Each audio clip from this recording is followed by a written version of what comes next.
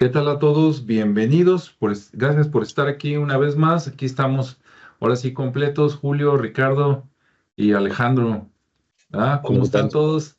Aquí está Ricardo de vuelta y Julio una vez más por acá, después de una pequeña ausencia por casos de fuerza mayor.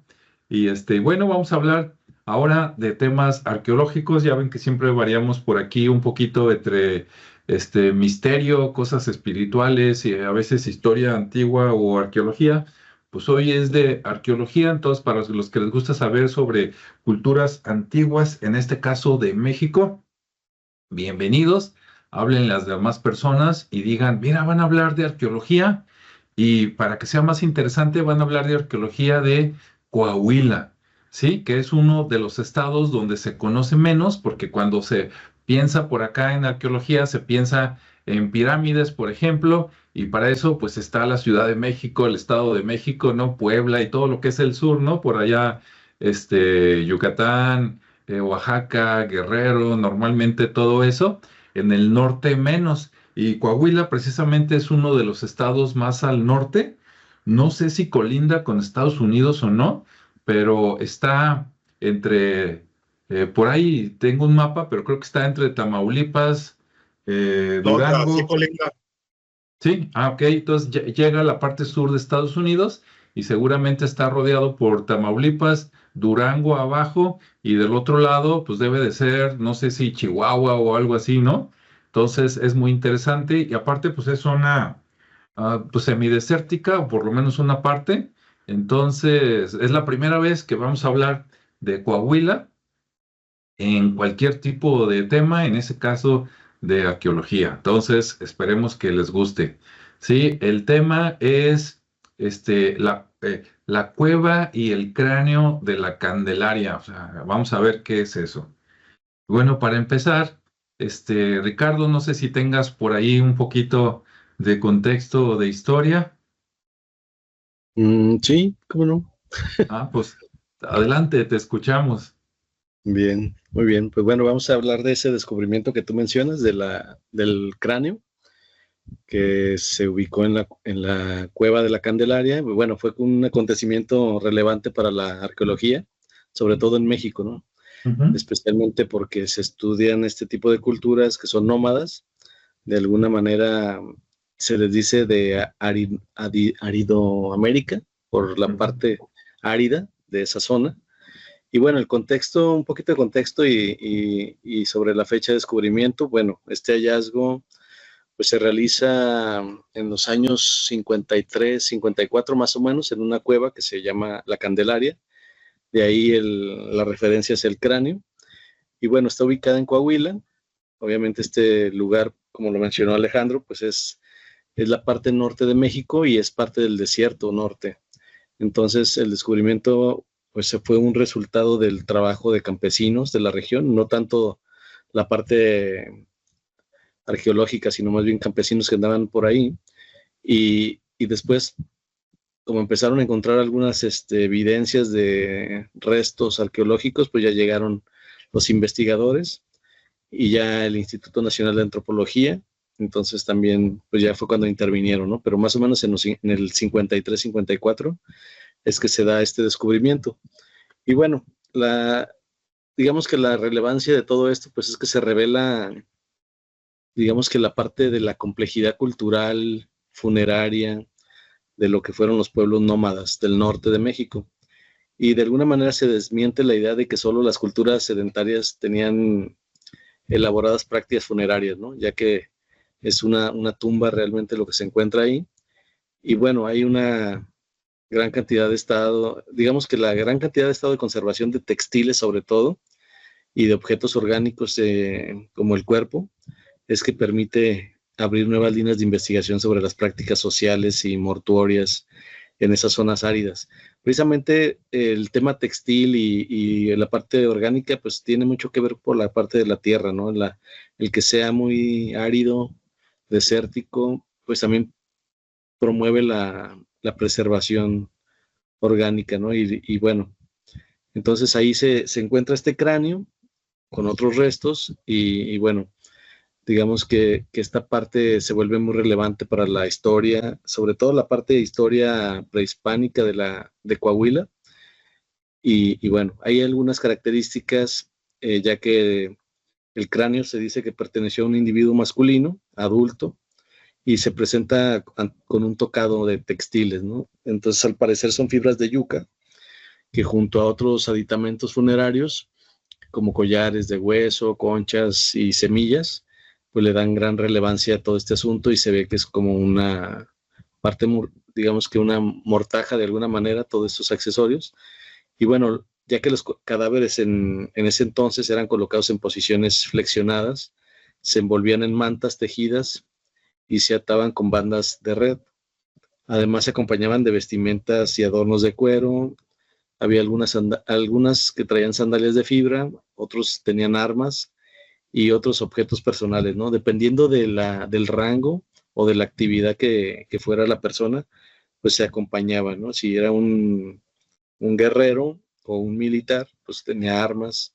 Si era algún agricultor, pues llevaba alguna herramienta y cosas así, ¿no? Entonces, en algunos casos los cráneos estaban cubiertos por una especie de turbante o tocado y el rostro podía ir cubierto con pieles o cueros. También traían ese tema de ornamenta. Y se ha documentado, digamos que la parte morfológica con algunas características particulares, como en las propias de las poblaciones paleoamericanas, como una estructura alargada y angosta, en algunos casos con modificaciones craneales específicas y según, pues depende mucho del grupo y de la época, ¿no? Porque también eso influye mucho en este tipo de prácticas. Y bueno, el cráneo de la Candelaria se considera pues un hallazgo importante, sobre todo por la complejidad cultural y la parte funeraria que para entonces era inédita en ese tema de las zonas nómadas, ¿no? Entonces sí se habían encontrado otro tipo de tumbas o de lugares, digamos que dedicados a la parte de mortuoria, pero bueno, en este caso por la zona que se suponía que era nómada, pues los sacan un poquito del giro, ¿no? Del contexto en cuanto a las culturas sedentarias y sus prácticas. Entonces eso rompe como con un estereotipo o con una idea que tenían ellos de acuerdo a las investigaciones realizadas. Y bueno, aparte que el excelente estado de conservación que tiene este descubrimiento, pues también el tener contacto con los textiles, con los objetos orgánicos, con las herramientas y armas que se pudieron haber encontrado, también pues les permitió estudiar un poco más a profundidad los aspectos sociales, culturales y obviamente los rituales.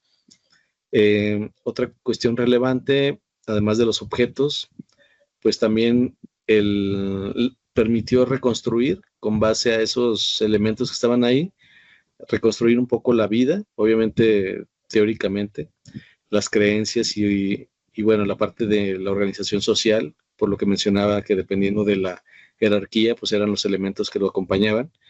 Y esto pues más o menos es Aridoamérica y digamos que entre los años 1000 y 1350 después de Cristo es que data este tipo de restos.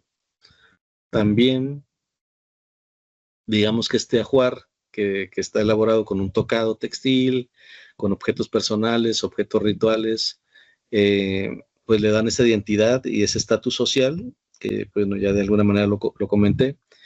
Y bueno, este hallazgo pues representa uno de los primeros casos documentados con un proyecto arqueológico o como proyecto arqueológico muy formal en la parte norte de América o en este caso de México, y que brinda pues información muy valiosa, ¿no? Entonces, de alguna manera lo dejo ahí como parte del contexto para poder seguir con opiniones de ustedes también.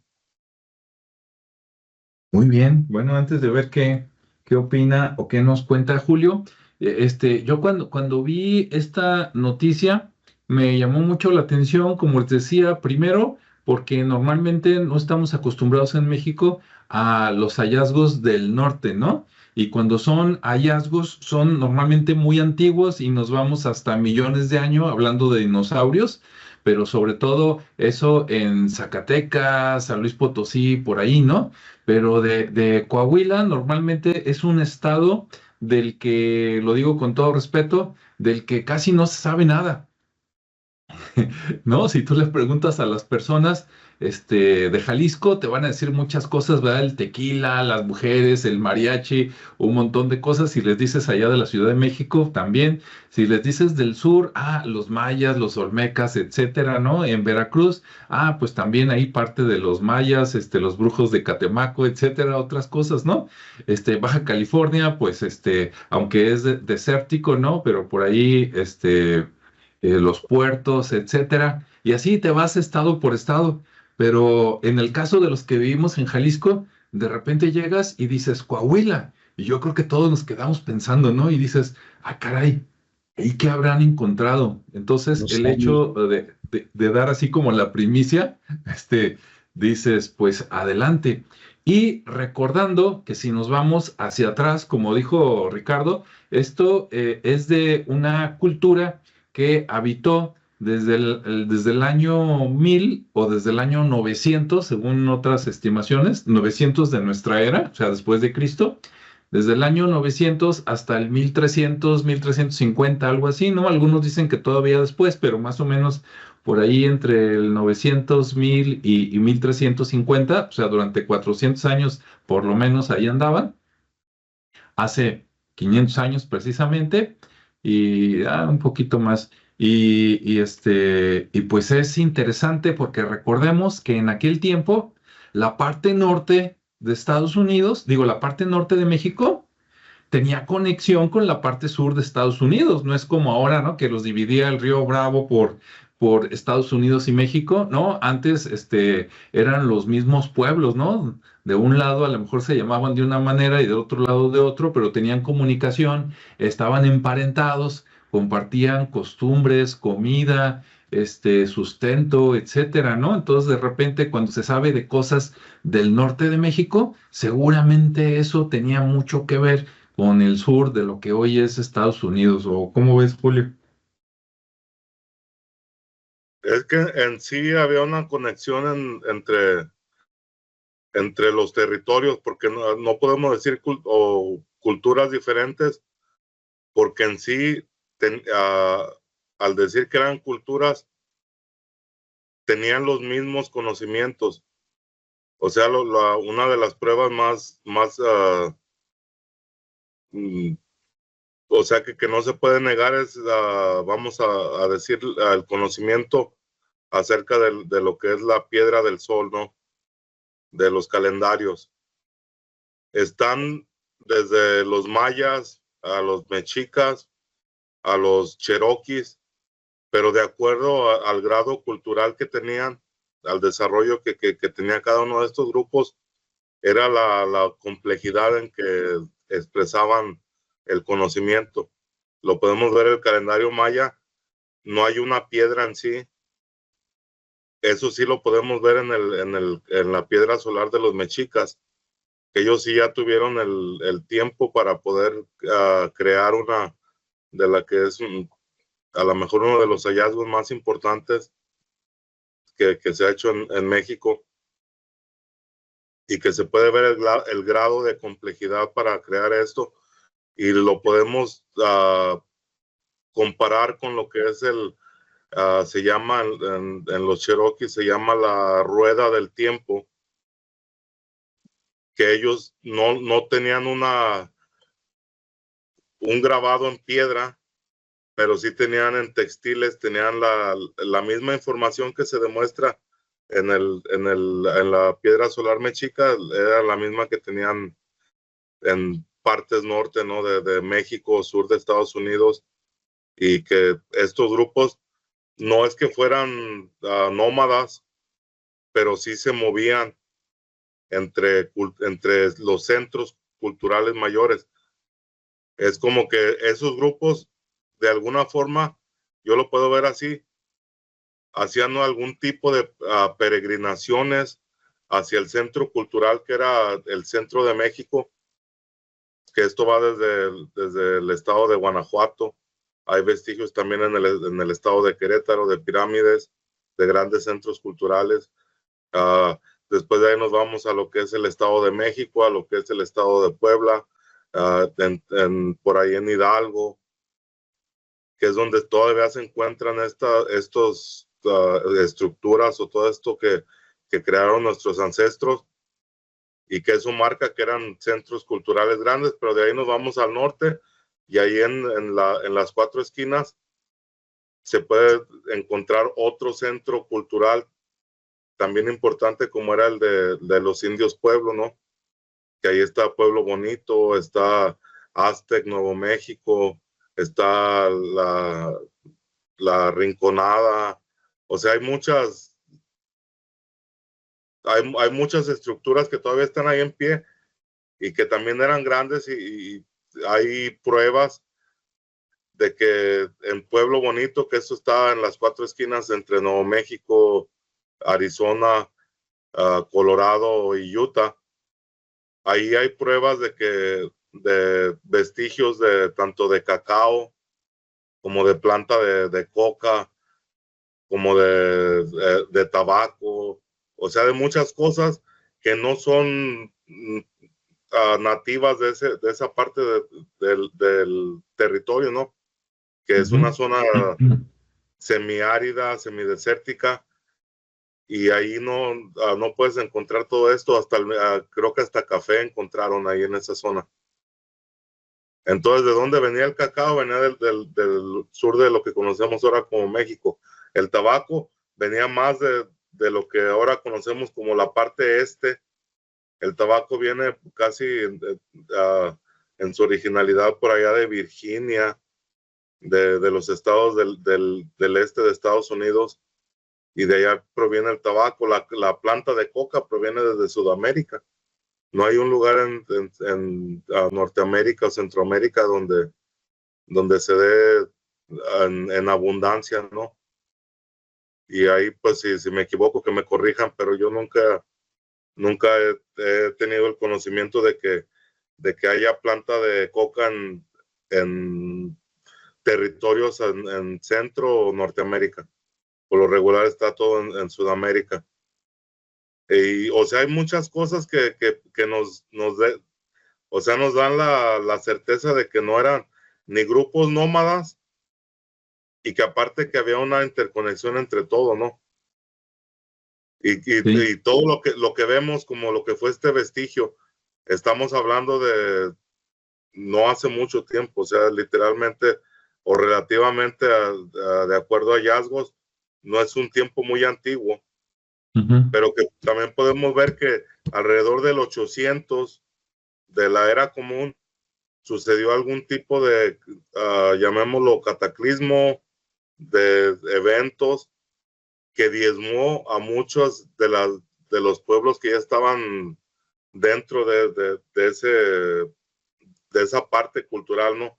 Que ya se habían establecido, porque vemos que la cultura se expande cuando llegan los pueblos y se pueden establecer en un lugar, y es donde empieza a crecer a las ciudades, los monumentos, el arte, toda la cultura, se empieza a desarrollar una filosofía.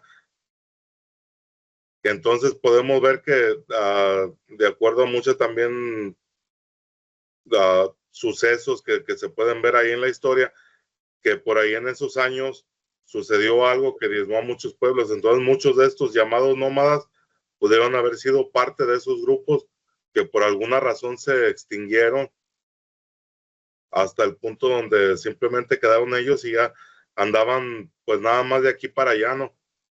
Pero eso no quita que tenían ya algún tipo de conocimiento, porque entonces ¿cómo podemos explicar la forma de que ya podían o preparaban a sus muertos de una manera ritual?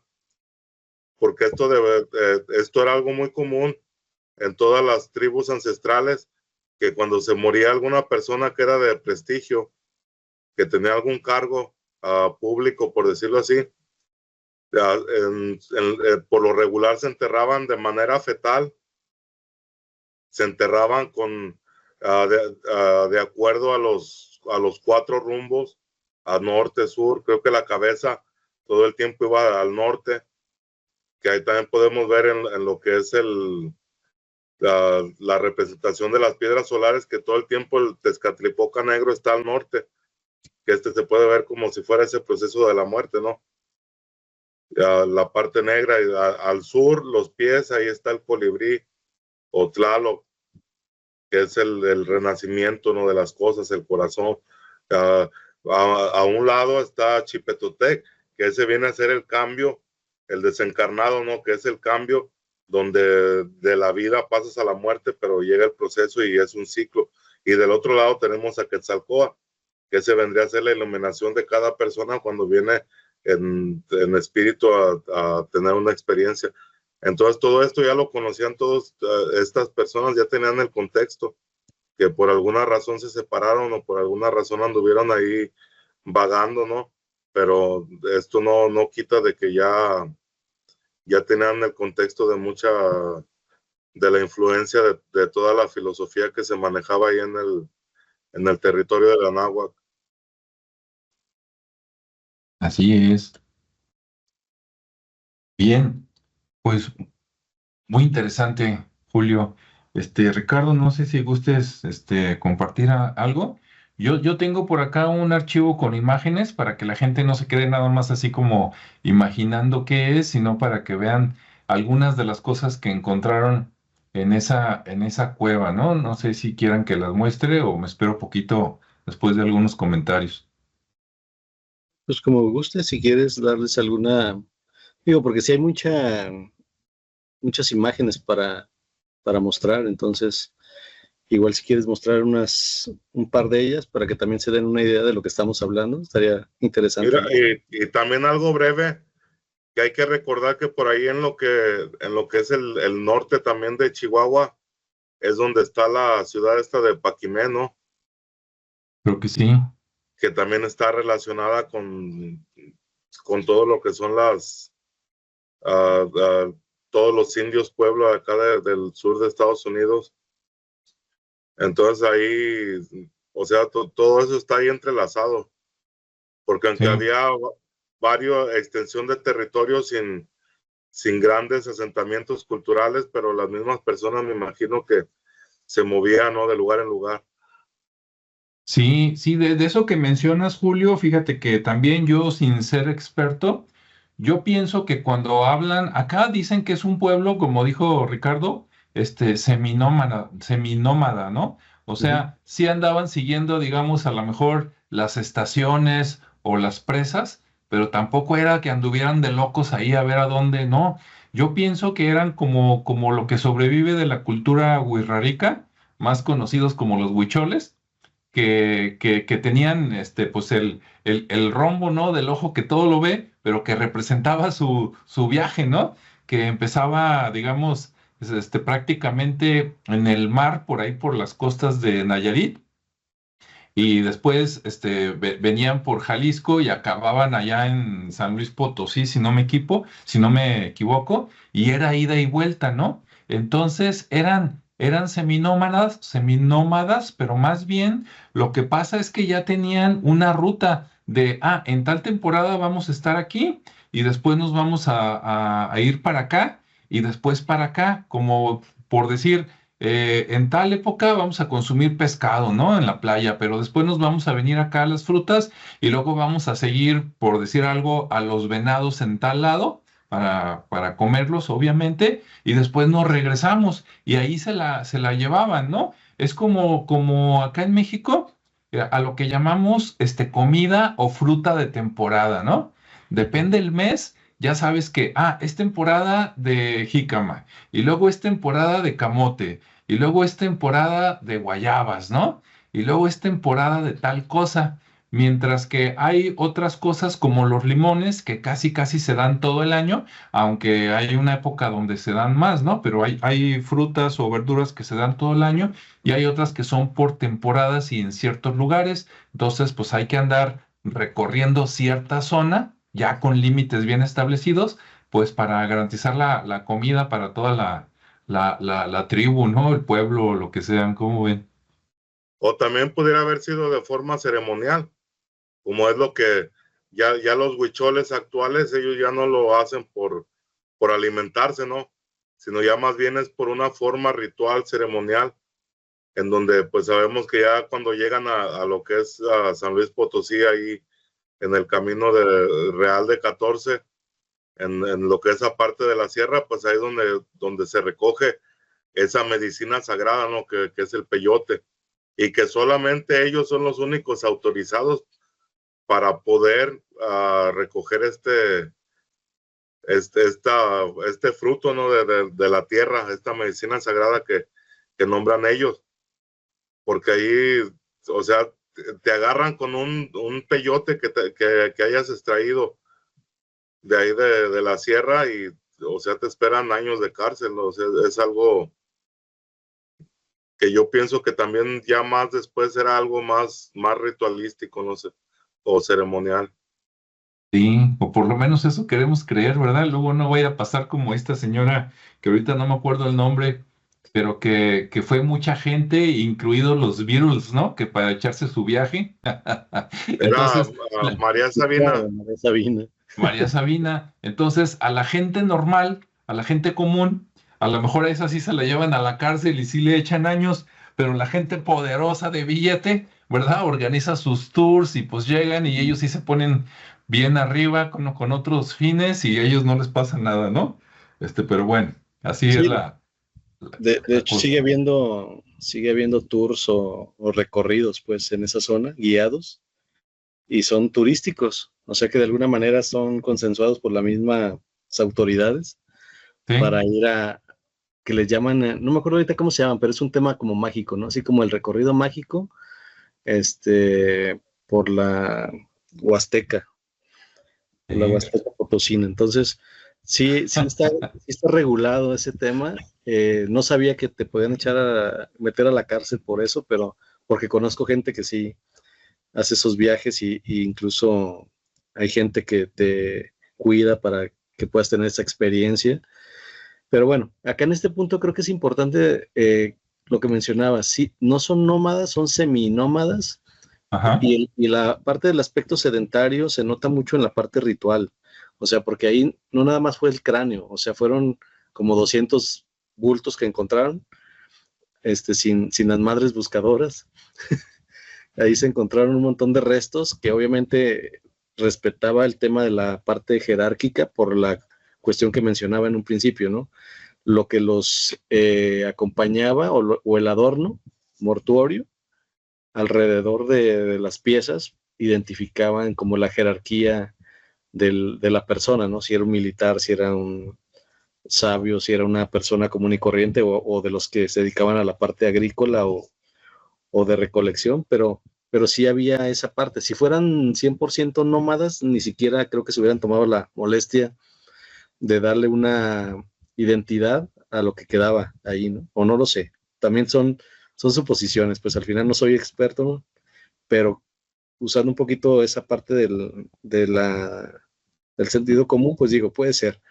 Aunque al final hay documentos, hay parte de la investigación se está realizando, porque se mencionaba que el reto que ahora tienen, pues es la conservación, ¿sí? O sea, tienen ya el material ahí, pero también está la parte compleja, ¿no? De como hay tantas ofrendas, adornos,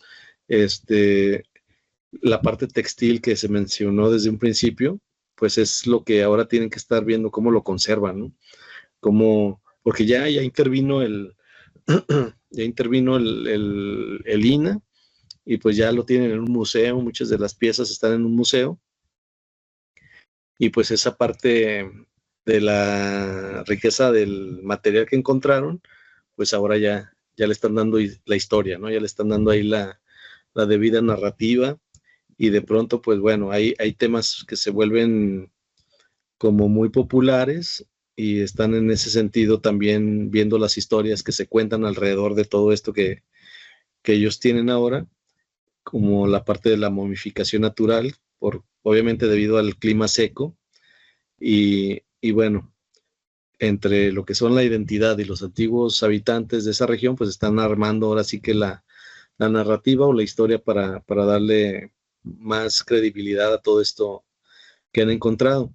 Y también se empieza a generar un tema ahí de relatos interesantes, ¿no? Sobre la importancia que tienen, los poderes que se atribuyen a este tipo de piezas o de este tipo de, incluso el cráneo, también existen también cráneos de cristal y de muchos materiales que tienen alguna simbología y tienen su tema también. Pues acá también ya le están dando ahí como propiedades o cuestiones ahí espirituales especiales,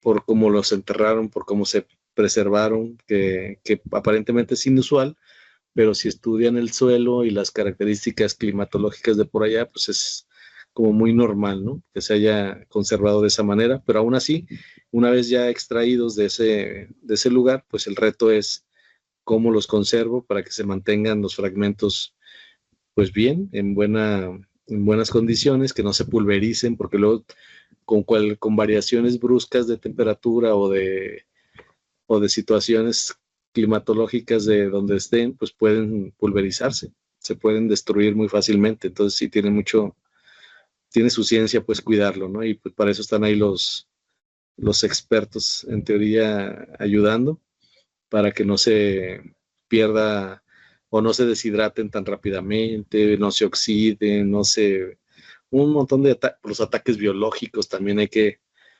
considerarlos y bueno, entonces tienen ahí su reto ahorita esas personas que ya se atrevieron a tomar las piezas y bueno, es bastante interesante, pero mencionaba algo de las narrativas porque de repente también se empiezan a generar, como les decía, historias sobre las leyendas que se contaban en aquel entonces o que de alguna manera digamos que el imaginario popular empezó a crear sobre posibles poderes espirituales, ¿no? Que pudieran tener o cierto carácter mágico que tuviera el cráneo, o que esos cráneos, si los usas en rituales, te puedan dar poder o cosas así. Entonces también están ahorita como cuidando esas narrativas para que también la gente no empiece a crearse esas ideas y luego traten de robarse las piezas o los cráneos para andar haciendo rituales extraños, ¿no?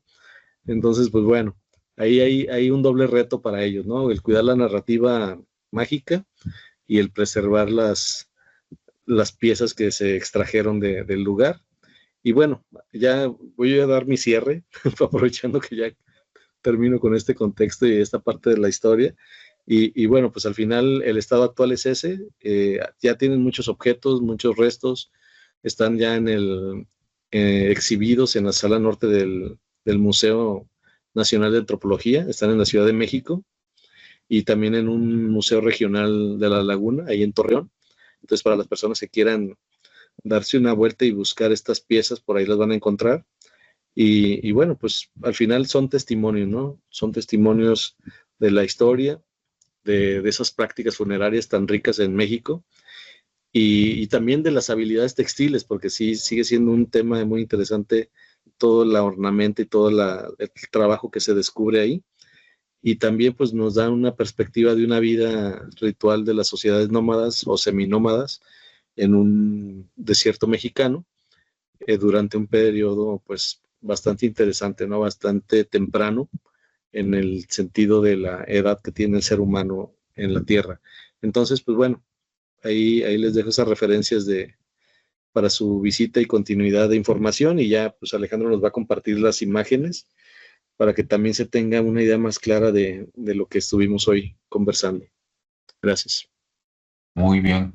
Bueno, pues en esta lámina que estamos viendo, en la parte derecha está una parte de México y como ven, pues ahí donde dice la Candelaria, pues está el estado de Coahuila y el lugar donde está la cueva, ¿no? Que está relativamente casi llegando a Durango. Ahí dice cráneo de la Calendaria. Voy a leer unas partes. Dice descubierto en la cueva de la Candelaria. No sé por qué le llaman así.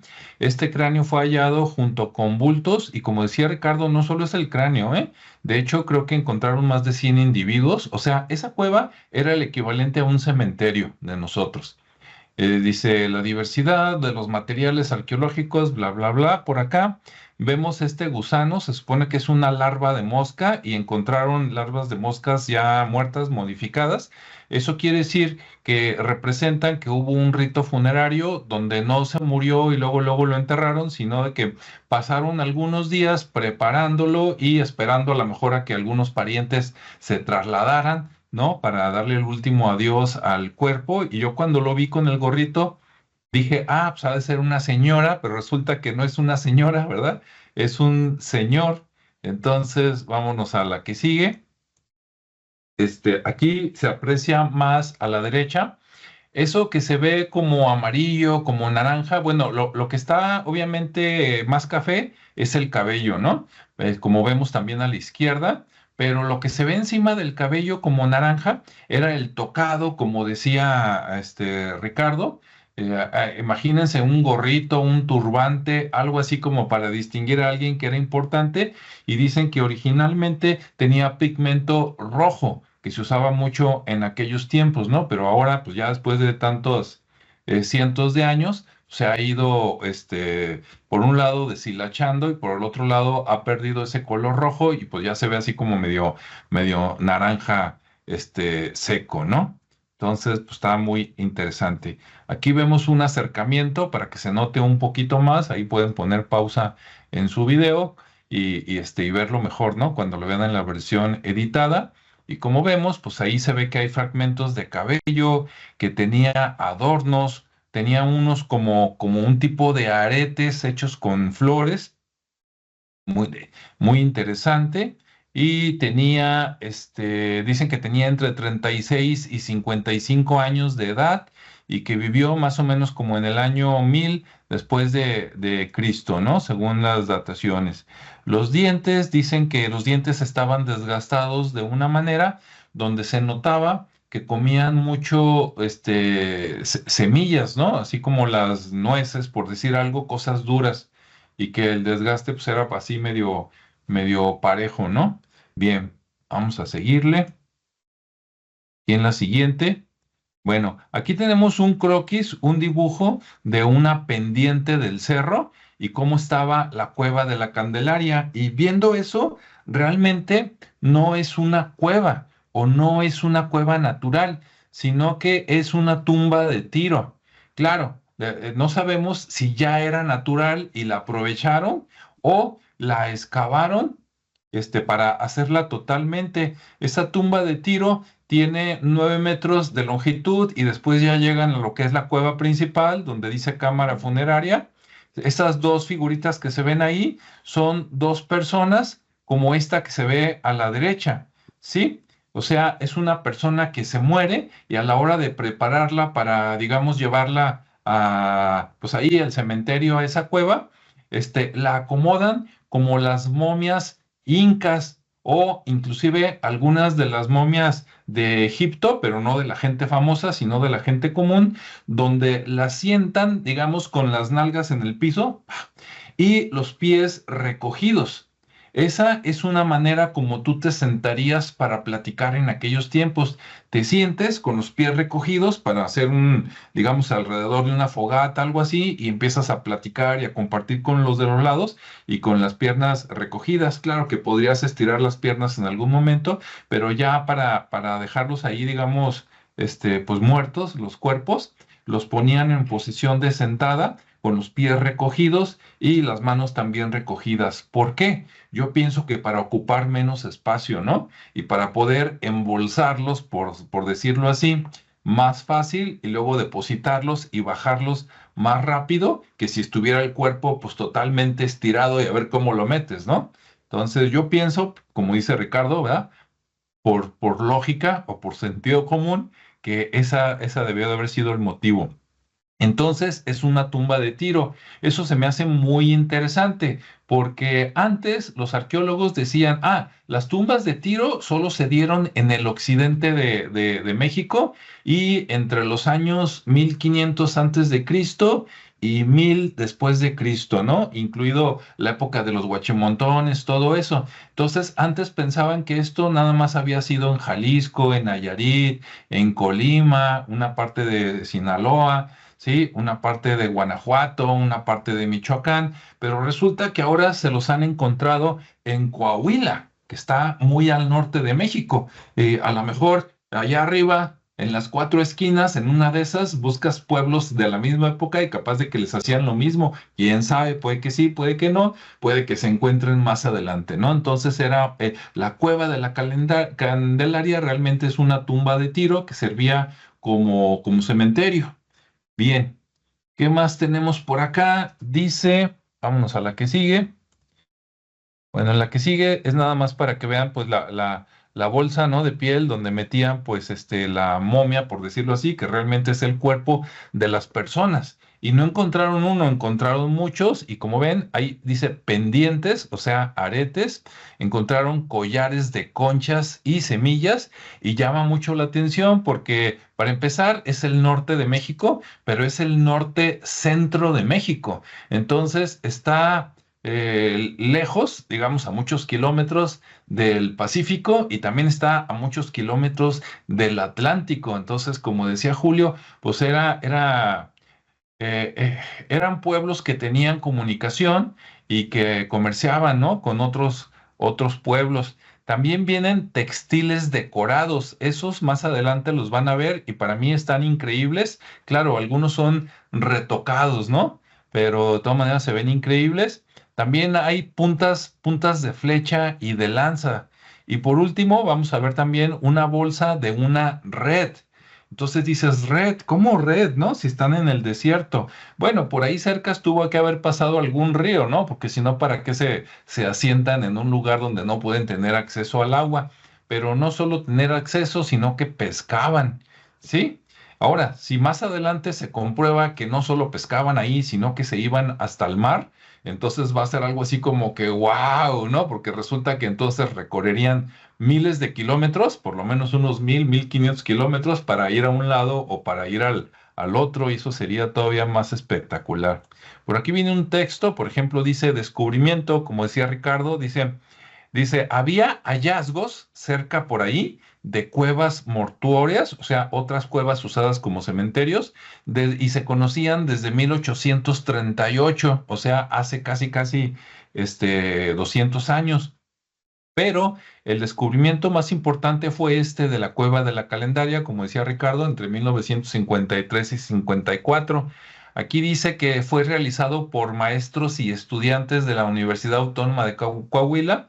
Seguramente la gente que vivía por ahí lo supo desde antes, como nos decía Ricardo, y así tuvo que haber llegado a las escuelas y entonces ya fueron de las escuelas y se quedaron ellos con el crédito, ¿no? Como siempre de nosotros la encontramos. Y entonces, pues ellos avisaron al INAH y ya lo demás es historia, ¿no? Que a veces se me hace medio triste, esto lo digo de manera personal, que llega el INAH y luego se apropia de todo y se lo lleva ya a la Ciudad de México y luego se hace la fama de que, en la Ciudad de México están los mayores museos y los más espectaculares. Pues cómo no, si se están llevando todo, ¿no? Iba a decir si se roban todo, pero bueno, no, porque es algo legal, pero yo creo que sería mejor dejarlo en el estado donde está todo completo, ya si de ahí luego se lo roban, bueno, pues ni modo, y sí hacer copias y llevarse las copias ahí sí, no nada más a la Ciudad de México, también a Jalisco, también a Monterrey, también a todos lados, ¿no? Para que todos nos enteremos, pero bueno, esa es mi opinión. Dice que la tumba de Tiro era de 9 metros, como les decía, que adentro había varias cámaras conectadas y que se encontraron cientos de restos humanos y miles de objetos. O sea, no se encontraron a esta persona y la calaverita, no, se encontraron cientos de personas. Como esto fue usado por cerca de 500 o 600 años, pues imagínate toda la gente que se iba muriendo, pues de ahí salieron los más de 100 personas que están por ahí, ¿no? Vámonos a la que sigue. Dice hallazgos arqueológicos. La conservación, como decía Ricardo, gracias al clima seco. ¿Qué más? Textiles, madera, cuero, cestería y otros materiales que en otro clima que sea más de playa o más de selva, pues ya se hubieran desintegrado y acá no, todavía están. Principales hallazgos, dice bultos mortuorios, o sea, las bolsitas donde metían los cuerpos son los bultos mortuorios y se encontraron 117 personas, hombres, mujeres y niños, o sea, eso era un panteón, ¿sí? Que fueron preparados cuidadosamente para su entierro en posición flexionada y algunos parcialmente modificados, o sea que les quitaron algo de los órganos internos para que no se echaran a perder y que duraran más. ¿Qué más? Dice, tenían objetos de la vida cotidiana como textiles, armas, herramientas y adornos. En los textiles tenían cestas, bolsas de red, sandalias, que por cierto las sandalias en un sitio donde yo leí estaban hechas de varios materiales, incluyendo un tipo como de planta parecida a de donde se saca el tequila, y eso lo usaban como para suela de zapato, muy interesante.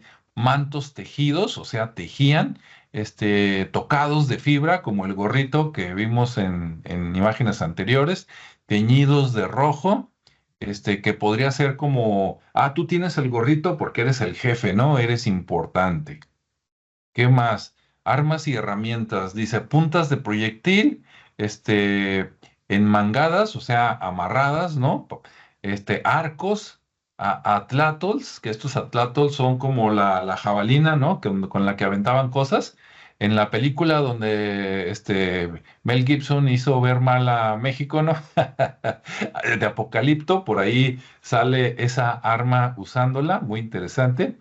¿Qué más? Dice, objetos que fueron encontrados muertos o rotos, y también cosas de cerámica, ¿no? Joyería y adornos. Bueno, como ya vimos, había collares de conchas, semillas, para que coma en el otro mundo, ¿no? Pendientes de fibra y otros adornos personales. La importancia, pues es saber más, ¿no? De esos grupos que se consideran cazadores recolectores, nómadas, o sea, que sí vivían un buen tiempo en un lugar y después se cambiaban a otro, este, y conociendo pues la verdad, ¿no? Porque antes eran puras suposiciones y mientras más se estudia, pues se ve que estos pueblos son más interesantes y más cultos y más complejos, por decirlo así, de lo que se pensaba. Entonces se ve que es una sociedad compleja, que tenían preservación, que tenían prácticas funerarias prolongadas desde el año 900 hasta el 1300 después de Cristo o más, y que tenían un puente cultural con otras áreas, por ejemplo, entre Coahuila y Chihuahua, ¿no? Compartían esto.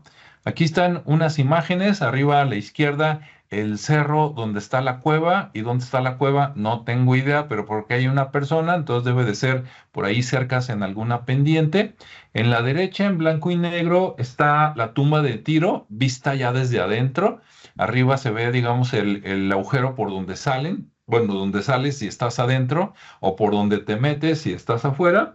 Y aquí vemos una escalera, ¿no?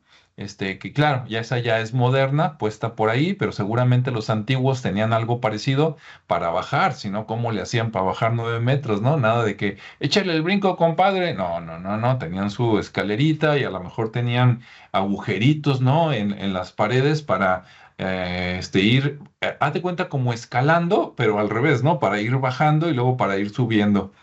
Bien, aquí está el collar abajo a la izquierda de material de conchas, ya pulidas, recortadas y todo.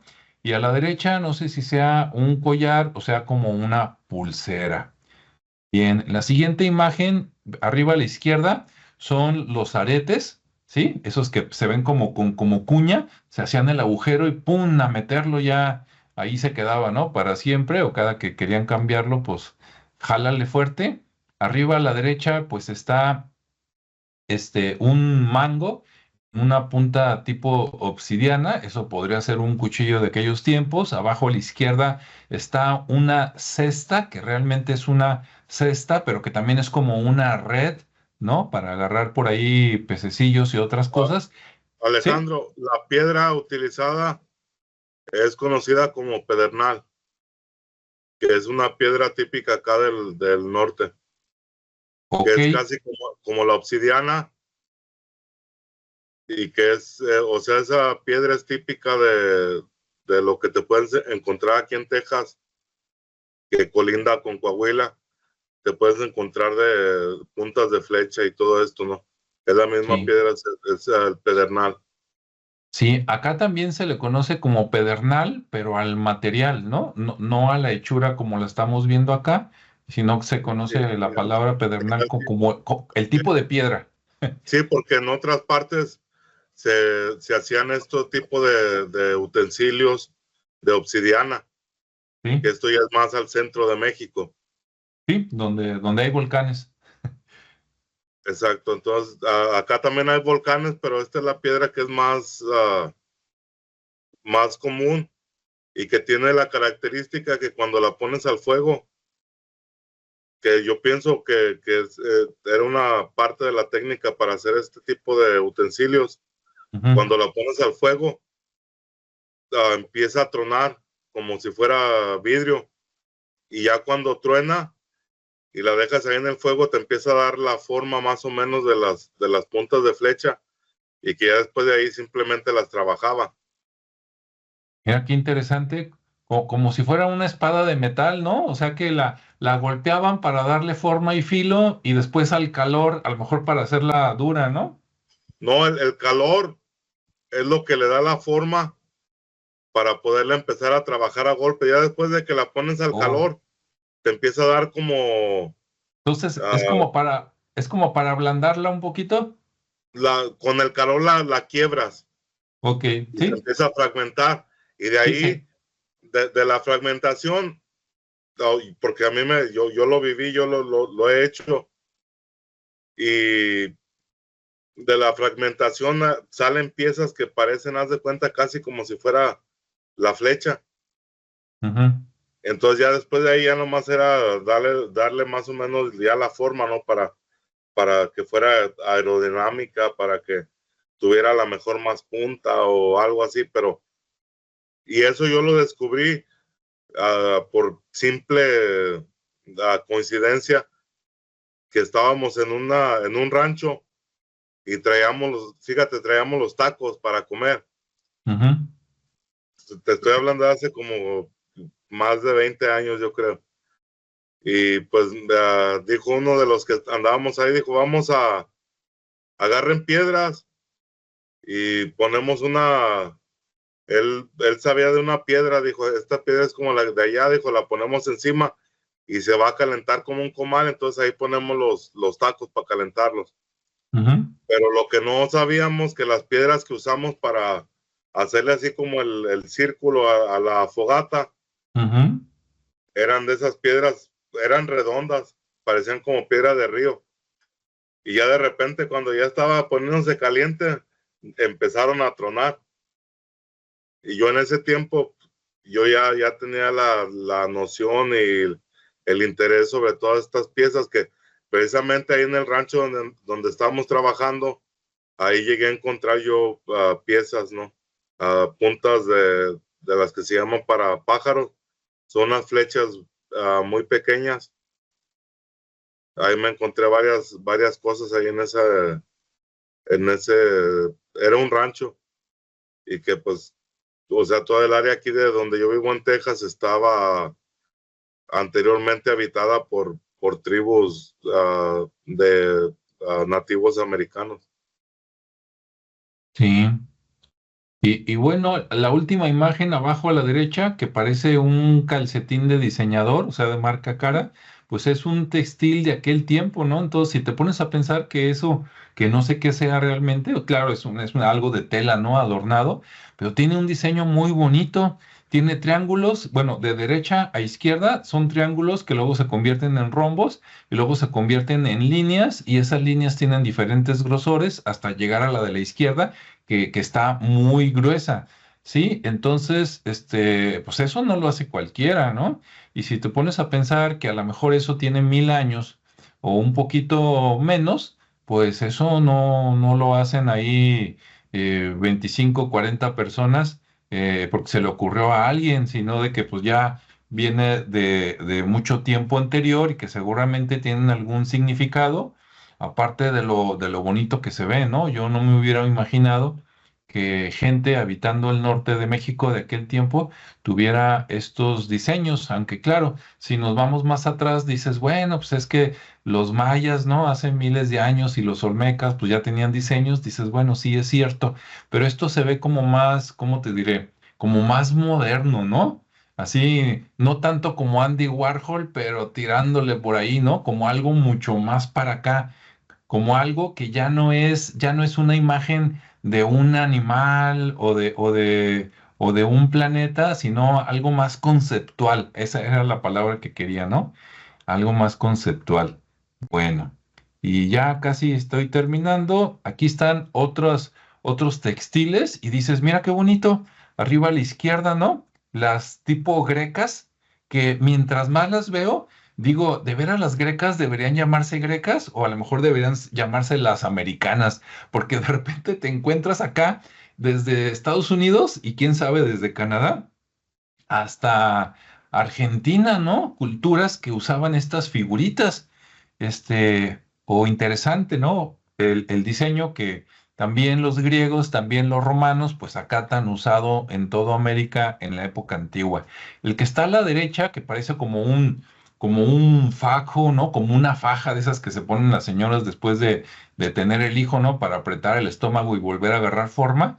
Pues vean qué bonito, ¿no? Ahí el diseño, como serpenteando, valle, cresta y tres rayas, y bueno, está bonito. Abajo a la izquierda también un diseño muy elaborado, diría yo, y el de la derecha, no sé si sea un moñito o qué, pero también es de ropa, ¿no? Entonces, sí ves el diseño y para aquellos tiempos dices, mira qué bonito, si así se ve ya restaurado y lo que queda de la tela, imagínate lo nuevo, ¿no? Capaz de que estaría muy bien vendido en los mercados exteriores en estos tiempos. Y bueno, pues ya aquí otra vez la calavera, ¿no? Para verla ya con otros ojos después de todo lo que platicamos. Es un señor que seguramente era un jefe de algo, que tenía entre 36 y 55 años. El tocado de arriba era rojo, seguramente así como para distinguirlo, ¿no? Ah, rico, famoso o poderoso.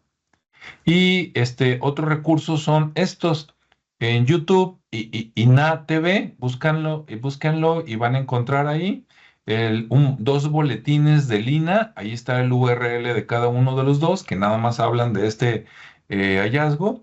Y en el Museo Nacional de Antropología, pues ahí está, ¿no? Entonces aquí, si ya lo estás viendo este video grabado, le pones pausa y te metes a estas ligas que también las vamos a copiar y las vamos a poner en la descripción de este video para que le des clic desde ahí y listo. Pues eso es todo también de mi parte. Se me hace un hallazgo muy importante, muy interesante que queríamos compartir con ustedes. Entonces, pues adelante. Y saludos a Nancy Bracho, que está conectada desde el principio de la transmisión. Y ahora sí, si Julio, Ricardo quieren comentar o despedirse con algo, adelante. Viven en Coahuila y no sabían de esto, dense una vuelta ustedes que pueden. Nosotros iremos algún día y si alguien sabe más de lo que comentamos, pues luego, ¿no? En los comentarios para retomarlo más adelante en otros videos y decir, la gente se conectó y nos compartió esto y muchas gracias.